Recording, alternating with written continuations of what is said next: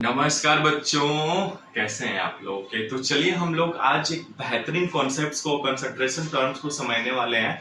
नॉर्मलता। Okay, नॉर्मलता को समझने से पहले हमने प्रीवियस क्लासेस में तुल्यांकी भार वगैरह, ग्राम तुल्यांकी भार सीखेंगे। उसके बाद नॉर्मलता पे पढ़ेंगे और एक बेहतरीन रिलेशन भी सीखेंगे।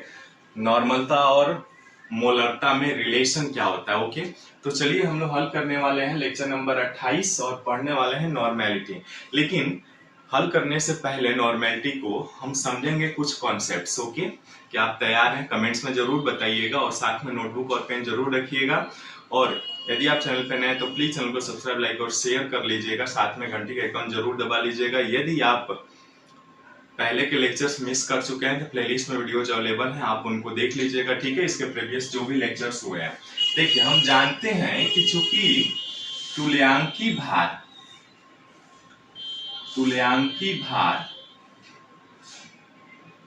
या इसको हम कहते हैं इक्विवेलेंट वेट, है ना, जिसे ई से निरूपित करते हैं। तुल्यांकी भार बराबर होता है अणु भार बटे एक्स फैक्टर। ठीक है, ये हम लोग जानते हैं, पहले से जानते भी हैं। ठीक है, जो बच्चे नए हैं नहीं जानते हैं तो आप जान लीजिएगा। एक्स फैक्टर क्या है? अम्ल के लिए क्या होता है? अलग होता है। क्षार के लिए अलग होता है।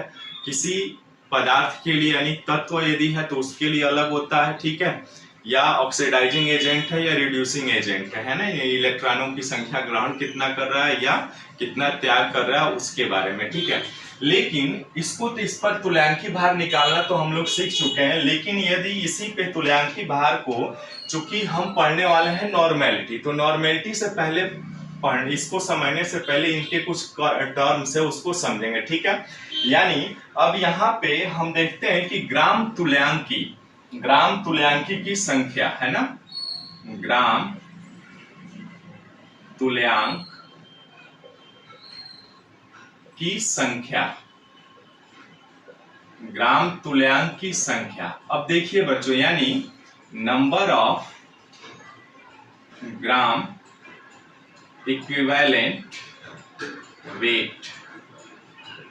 ठीक है, यानी आपका ग्राम तुल्यांक की संख्या कैसे निकालते हैं? जैसे हम लोग मोलों की संख्या निकालते हैं ना, मोल की संख्या कैसे निकालते हैं, यानी मोलर मास से डिवाइड कर लेते हैं।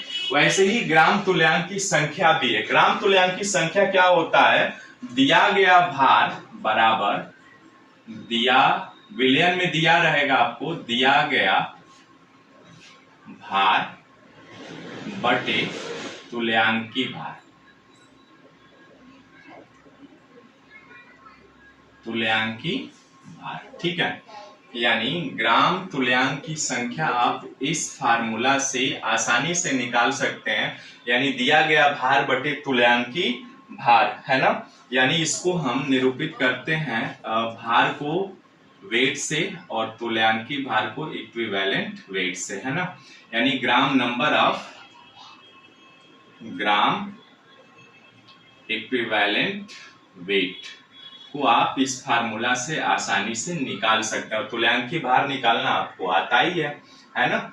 तो ग्राम तुल्यांक की संख्या आप आसानी से निकाल सकते हैं। तुल्यांकी भार कैसे निकाल लेते हैं? अणु भार बटे एक्स फैक्टर से निकाल सकते हैं, या इसी को आसानी से आप आगे भी बढ़ा सकते हैं। ठीक है, यानी ग्राम तुल्यांक की संख्या को यदि आप निकालेंगे तो यहां से क्या हो जाएगा? नॉर्मेलिटी यानी एन, नॉर्मलता बराबर, नॉर्मलता ठीक वैसे ही होती है, नॉर्मलता बराबर आपका हो जाएगा विलेय के ग्राम तुल्यांक की संख्या, विलेय के ग्राम तुल्यांक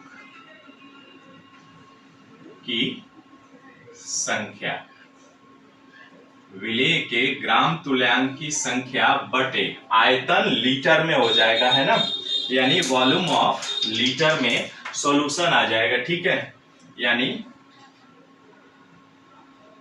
आयतन जो होगा वो कितने में होगा? लीटर में होगा। तो नॉर्मेलिटी बराबर विलेय के ग्राम तुल्यांक की संख्या बटे आयतन लीटर में होता है। ठीक है, अब देखिए ग्राम तुल्यांक की संख्या आप निकाल सकते हैं W/EQ से। ठीक है, यानी देखिए वेट ऑफ सॉल्यूट, देखिए सॉल्यूट क्या विलेय को कहते हैं वेट ऑफ सॉल्यूट बटे इक्विवेलेंट ऑफ सॉल्यूट, है ना, इक्विवेलेंट ऑफ सॉल्यूट, और बटे में क्या है आयतन लीटर में। ठीक है, यहां तक तो क्लियर है।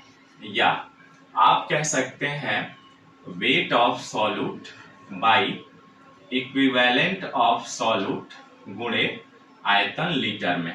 ठीक है, या यदि ml में बदलना हो तो क्या करेंगे 1000 से भाग दे देंगे आप। ठीक है, तो 1000 ऊपर चला जाएगा, यानी ये आएगा आपका वेट ऑफ सॉल्यूट गुणे 1000 बटे इक्विवेलेंट ऑफ सॉल्यूट गुणे आयतन ml में। ठीक है, यहां तक चीजें क्लियर हुई।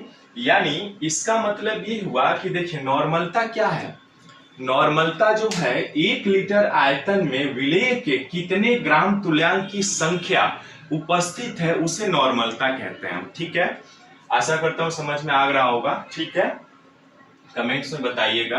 यदि विलेय के यानी नॉर्मलता बराबर होता है विलेय के ग्राम तुल्यांक की संख्या प्रति लीटर आयतन में। ठीक है, या इसी को आप ग्राम तुल्यांक आप आसानी से निकाल सकते हैं सॉल्यूट ऑफ वेट बटे equivalent of solute divided by आयतन लीटर में। ठीक है, तो ये नॉर्मलता की आपकी सिंपल परिभाषा होती है। 1 लीटर आयतन में कितने विलेय के ग्राम तुल्यांकों की संख्या है उसे हम नॉर्मलता कहते हैं। ठीक है, अब इस नॉर्मलता को समझने से पहले हम थोड़ा सा आते हैं नॉर्मेलिटी और मोलैरिटी की कंपैरिजन करते हैं। ठीक है, देखिए यहाँ पे नॉर्मेलिटी, ये हुआ आपका नॉर्मेलिटी जिसे आप n से निरूपित करते हैं, और दूसरा मोलैरिटी, ठीक है, जिसे आप m से निरूपित करते हैं। ठीक है, इन दोनों को हम कंपैरिजन करके थोड़ा सा समझते हैं। ठीक है, अब देखिए मैं क्या करता हूं, एक वॉल्यूमेट्रिक आपका फ्लास्क लेता हूं, है ना। वॉल्यूमेट्रिक फ्लास्क कैसा होता है, इस प्रकार होता है, देखिएगा। प्रैक्टिकल करने जाएंगे ना आप, दोनों जगह मैं वही लेता हूं, वॉल्यूमेट्रिक फ्लास्क, है ना। आयतनात्मक फ्लास्क में ये यहाँ पे क्लोज होता है। ठीक है, देखिए नॉर्मेलिटी और मोलैरिटी में क्या अंतर होता है कमेंट्स में बताइएगा यदि आप जानते हैं तो। ठीक है, स्क्रीनशॉट लेना है तो ले लीजिए, और चैनल पे नए हैं तो प्लीज चैनल पे सब्सक्राइब, लाइक और शेयर कर लीजिएगा। ठीक है, चलिए अब यहाँ पे क्या करता हूं, मैं विलयन बनाता हूं। ठीक है, और किसी भी एक कंपाउंड को ले लेता हूं।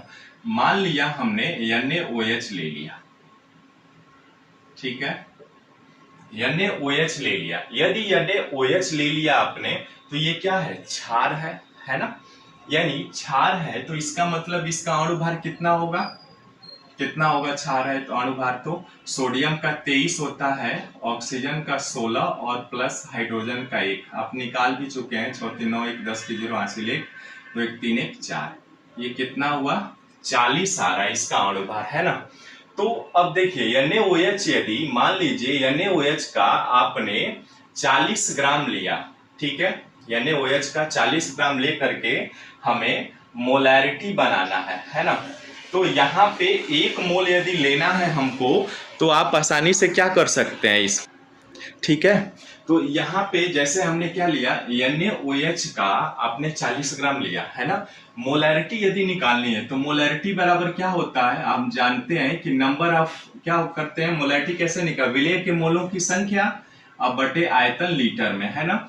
वैसे ही नॉर्मेलिटी में क्या करते हैं, नॉर्मेलिटी अभी आपने निकाला, नॉर्मेलिटी कैसे निकालते हैं, देखिए विलेय के ग्राम तुल्यांक की संख्या, है ना, विलेय के ग्राम तुल्यांक की संख्या, यानी ग्राम तुल्यांक की संख्या आप निकालेंगे तो इसको, यानी भार वटे इक्विवेलेंट ऑफ S गुणे VL, है ना, ऐसे निकालते हैं। तो यदि 40 ग्राम इसका लिया आपने तो मोलैरिटी निकालेंगे, यानी 40 ग्राम आपने ये लिया और साथ में जल में मिला दिया, विलयन तैयार कर लिया। तो 40 ग्राम यदि मोलर आप निकाल रहे हैं तो तो वैसे ही इसका नॉर्मेलिटी भी निकलेगा, यानी 40 ही होगा, भाग देंगे तो इसका 40 में एक ही OH तो 40 ही होगा। ठीक है, तो इस तरह से ये एक नॉर्मल कहलाएगा, यानी 1n। तो देखिए यदि किसी आपको प्रश्न में मिला 1 नॉर्मल आता है तो इसको क्या कहते हैं हम कि सामान्य नॉर्मलता है ये, है ना, सामान्य नॉर्मलता। ठीक है, मान लीजिए यदि 2n है तो क्या कहते हैं आप, बाई नॉर्मेलिटी है ना, बाई नॉर्मेलिटी है।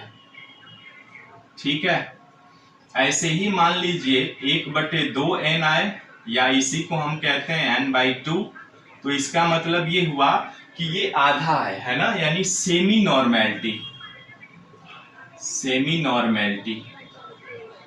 ठीक है, या मान लीजिए 5n हो जाए, तो 5n होगा तो क्या होगा, पेंटा नॉर्मेलिटी आएगी। इसको कहते हैं हम, कमेंट्स में जरूर बताइएगा, पेंटा नॉर्मेलिटी कहते हैं। ठीक है, ऐसे ही मान लीजिए यदि आपने n/100 यानी सेंटी हो जाएगा, n/10 भी निकाल सकते हैं। ठीक है, तो ये सारी चीजें इनको कह सकते हैं, प्रश्न में आपको दिया भी जा सकता है इस प्रकार से। ठीक है, तो इस तरह से हम नॉर्मेलिटी निकालते हैं। ठीक है, अब नॉर्मेलिटी निकालने से पहले इस पर आधारित हम कुछ क्वेश्चंस कर लेते हैं एक दो, फिर इनके बीच रिलेशन भी निकालेंगे। ठीक है, तो चलिए इसके